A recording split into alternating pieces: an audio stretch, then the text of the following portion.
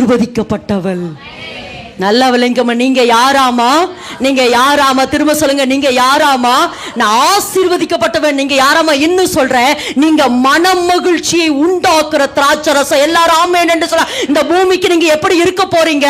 மனம் மகிழ்ச்சி உண்டாக்குகிறவளாய் அல்லது சந்தோஷத்தை உண்டாக்கலாம். இன்னும் ஒரு சில வசனங்களை வாசிப்போமா?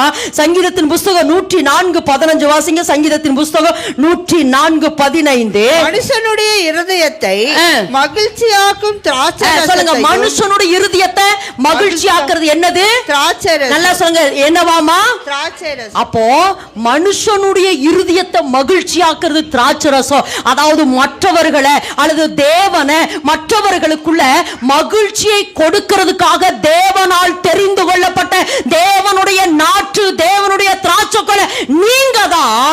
ஆனா உங்களுக்குள்ள இருக்கிறதான அந்த மகிழ்ச்சி, அது